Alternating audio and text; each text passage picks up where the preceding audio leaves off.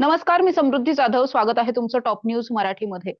संपूर्ण महाराष्ट्राने मस्साजोगचे सरपंच संतोष देशमुख यांच्या रूपानं एक प्रचंड भयंकर असं हत्याकांड पाहिलेलं आहे. त्यापूर्वी बीड मधलंच व्यापारी असलेल्या महादेव मुंडे यांचं एक प्रकरण पाहिलेलं आहे आणि त्यानंतर खरं तर आणखी एक तशाच अनुषंगाचं प्रकरण घडलंय की काय अशी चिंता व्यक्त केली जाते. कारण कोल्हापूरच्या पाटगावचे माजी सरपंच असलेले महेश पिळणकर हे जवळपास 2 महिन्यांपासून बेपत्ता आहेत. आतापर्यंत त्यांचा कोणताही शोध लागलेला नाहीये. पोलीस या सगळ्यामध्ये तपास करतात, मात्र हा तपास नेमका कुठपर्यंत आलाय आणि एखाद्या प्रकरणाचा तपास करण्यासाठी 2 महिने लागतात, 2 महिन्यात काहीच लीड मिळत नाहीत का? हे खूप मोठे प्रश्न खरं तर या सगळ्या प्रकरणाच्या माध्यमातून आता समोर येताना पाहायला मिळतात. विशेष म्हणजे महेश पिळणकर हे 7 जानेवारी रोजी बेपत्ता झालेले होते. त्यानंतर 2 दिवसांनी त्यांची दुचाकी सापडते. त्यानंतर आणखी 3 दिवसांनी त्यांची दुचाकी ज्या परिसरात सापडलेली असते तिथूनच जवळ असलेल्या जंगलामध्ये काही जळालेल्या अवस्थेत असलेले हाडांचे अवशेष सापडतात. मात्र हे हाडांचे अवशेष नेमके कोणाचे असे अनेक प्रश्न खरं तर उपस्थित झालेत आणि पोलिसांचा तपास कशा पद्धतीनं सुरू आहे या सगळ्याच्या विषयी खरं तर आपण बोलणार आहोत. माझ्याबरोबर महेश पिळणकर यांचे सुपुत्र आहेत पारसजी. पारसजी, काय सांगाल नेमकं काय घडलेलं नमस्कार. होतं 7 तारखेला? नेमकं काय घडलेलं सा- होतं 7 तारखेला? 7 तारखेला पप्पा आजीला सांगून गेले की आज जेवायला जातोय म्हणून मित्राबरोबर. आणि ते 7 तारखेला 8:30च्या दरम्यान गेले घरातून. आणि त्यानंतर मग रात्री मम्मीने ज्यावेळी कॉल केला त्यावेळी रिंग होऊन कट झाला. मम्मीला वाटलं की ते येऊन झोपले असते. मग ज्यावेळी नंतर पुढच्या दिवशी आजीचा फोन आला मम्मीला की ते अजून आले नाही आहेत. मग त्यानंतर मम्मीने मग गावात फोन करायला आणि सुरू केले काकांना. आणि मग शोधाशोध सुरू झाली.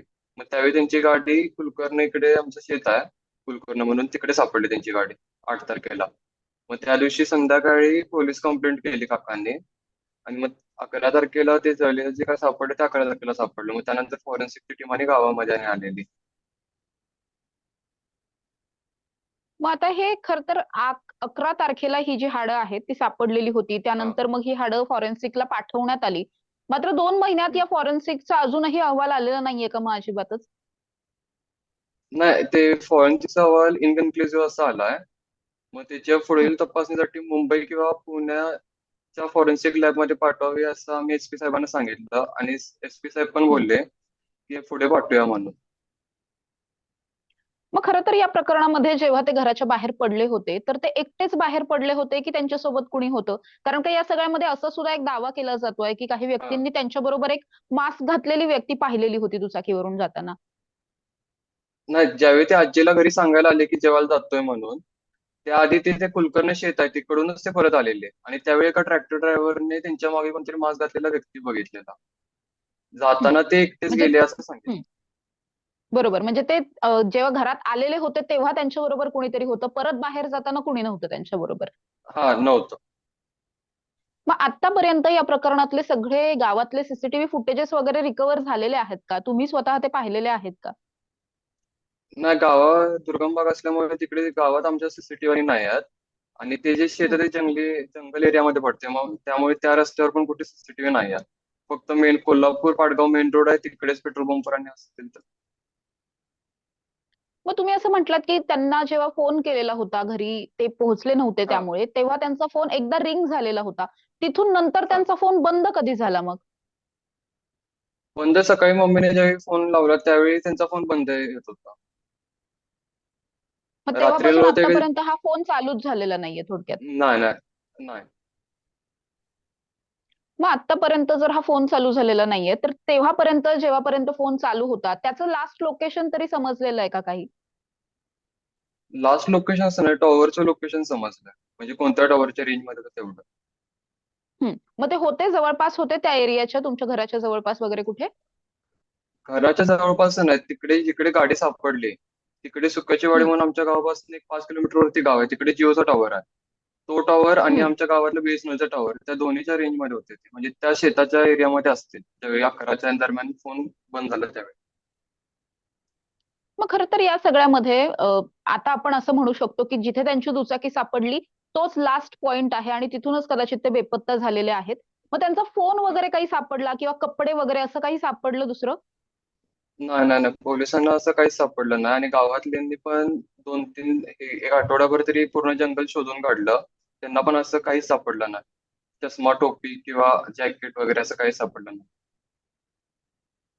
पण या सगळ्यात सगळ्यात महत्त्वाचा प्रश्न असा निर्माण होतो की त्यांची कुणाशी काही वैयक्तिक वाद होते किंवा जुनी कुणाशी ना पूर्ववैमनस्य होतं, असं काही होतं का कधी? ना असं काहीच नव्हतं.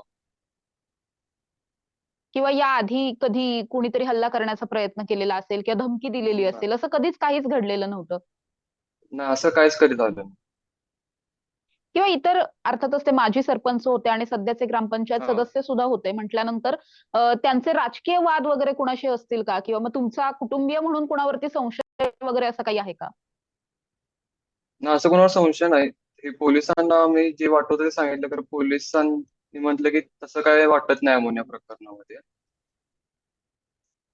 त्यांनी आम्ही मग जेवढे पण पोलीस आता संशय तुम्हाला काय सांगतायत? हं, नाही, पोलीस बोला. म्हणतात की अजून त्यांच्याकडे असं ठोस असं काही मिळालंच नाही, पुरावेच मिळाले नाही आहेत. कोणत्या दिशेने तपास करायचा त्यानुसार. मग आता खरं तर 2 महिने झालेले आहेत या प्रकरणाला आणि 2 महिन्यांनंतर हा हे संपूर्ण प्रकरण महाराष्ट्राच्या समोर आलेलं आहे. राज्याच्या समोर आलंय, माध्यमांच्या समोर 2 महिन्यांनंतर आलंय. 2 महिने खरं तर हा या सगळ्यामध्ये कशा पद्धतीनं तपास सुरू होता आणि 2 महिन्यात हे प्रकरण का समोर आलं नाही असं वाटतंय?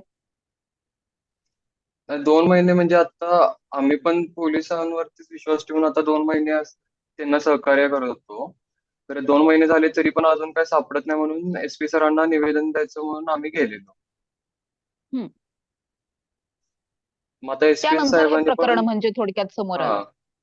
हो हं, बोला. हा SP सरांनी पण आता SIT ची स्थापना केली आहे. आम्हाला काल बोलले ते की SIT स्थापन करून याचा तपास घेतो म्हणून. म्हणजे आदेश दिलेले आहेत. जी तुमची मूळ मागणी हा होती की एसआयटी स्थापन करावी, ते आदेश दिलेले आहेत आतापर्यंत. हा आणि त्या आमचे गठीत एक दोन झाली म्हणजे आतापर्यंत काही? गठीत झाल्या. आज कदाचित ती अच्छा. गठीत केली आहे सरांनी. हा. हं, हं, हं. मग तुमचे कुणावरती संशय वगैरे असतील तर तसं तुम्ही काही पोलिसांना किंवा आता सांगितलेलं आहे याआधी? हा असं असं डाऊट असा फिक्स नव्हता. असं पोलिसांनी जी माहिती विचारलेली म्हणजे कोणाबरोबर काय आणि तेवढंच सांगितलेलं त्यांना. मग पोलिसांनी ते क्रॉस चेक केलं असं आम्हाला सांगितलंय. त्यांना काय त्यांच्यावर संशय नाही, ते आम्ही सांगितलेलं त्यांना.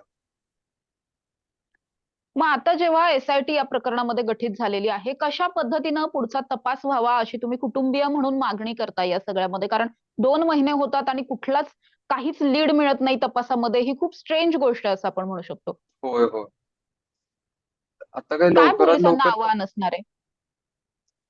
पोलिसांनी लवकरात लवकर शोध घ्यावा आणि काय जे असेल ते आम्हाला कळवावं तेवढं. आता घरची परिस्थिती कशी आहे? तुम्ही, कारण तुम्ही कॉलेजमध्ये असता, सो आई तुमच्या हा घरी असतात, आजी असतात. घरची परिस्थिती कशी आहे? कुटुंबियांचे काय म्हणजे नेमकं परिस्थिती आहे तिथे? ना पहिले 20 दिवस तर मी तिकडे गावाकडे होतो, पहिले महिनाभर. तिकडे मम्मी आणि रडायची आजी, मम्मी जेवायचं आणि बंद केलेलं मध्ये. आता हळूहळू जेवायला आणि लागले. तरी पण अजून काय असं सापडत नाही, त्यामुळे टेन्शन आहे घरात. टेन्शनचं वातावरण आहे. 2 महिने झाले तरी अजून काहीच कळत नाही त्यामुळे. तुम्ही या प्रकरणामध्ये कुठल्या स्थानिक नेत्यांना वगैरे असं कुणाला भेटलेला आहात किंवा भेटण्याचा काही विचार आहे का तसा? असं स्थानिक नेत्यांना आणि नाही असं भेटलो, म्हणजे बंटी साहेबांना किंवा हे प्रकाश आंबेडकर साहेबांना आम्ही जाऊन भेटलो. त्यांनी पण एसपींशी आणि चर्चा केली, विचारपूस केली, हं. तर त्यांना पण हेच सांगण्यात आलं की हे अजून कसं ठोस पुरावा मिळाला. मग आणखीन कुणाशी भेटीगाठी घेण्याचा काही विचार आहे का? म्हणजे उपमुख्यमंत्री असतील किंवा मुख्यमंत्री असतील, जेणेकरून या प्रकरणामध्ये जास्तीत जास्त फास्ट हा सगळा तपास होईल, असं काही ठरवलंय? नाही, अजून तरी असं काही ठरवलं नाही आहे. आता SIT जे अर्थात गठन आता. झाले त्याचा हं, हं. तपास बोला. कसा चालू आहे, त्यांचा रिपोर्ट कसा येतो त्यावरती आता बघायचं पुढचं. म्हणजे सध्या तरी तुम्ही या सगळ्या तपासावरती विश्वास ठेवून आहात की ते योग्य पद्धतीने तपास हा करतील कदाचित आणि लीड्स मिळतील होय लवकरात लवकर या प्रकरणामध्ये. हा आतापर्यंत जर आपण बघितलं तर हे प्रकरण इतकं गंभीर आहे की 2 महिने होतात, माजी सरपंच लेवलचे एक व्यक्ती आहेत जे गायब आहेत, बेपत्ता आहेत आणि याविषयी महाराष्ट्राला सुद्धा कळत नाही, कुटुंबियांना काहीच माहित नाहीये. पोलिसांकडे काहीच लीड नाहीये. खरं तर खूप विचित्र प्रकरण म्हणावं लागेल हे सगळं. आणि या सगळ्या प्रकरणाच्या नंतर आता कुटुंबीय प्रचंड व्यथित असलेले पाहायला मिळतात. खूप जास्त चिंतेत असलेले पाहायला मिळतात. लवकरात लवकर या प्रकरणामध्ये आता जेव्हा एसआयटी गठीत झालेली आहे, या एसआयटीच्या माध्यमातून तरी हा तपास पटकन व्हावा अशीच मागणी जी आहे ती कुटुंबियांकडून केली जाते. अर्थात या सगळ्या प्रकरणामध्ये नेमका तपास कशा पद्धतीनं होतोय किंवा इथून पुढचे जे काही अपडेट्स असतील, हे सगळेच अपडेट्स टॉप न्यूज मराठीच्या माध्यमातून आम्ही तुमच्यापर्यंत पोहोचवणार आहोत. तोपर्यंत इथेच थांबूया. तुम्ही पाहत राहा टॉप न्यूज मराठी, आपला महाराष्ट्र, आपली बातमी.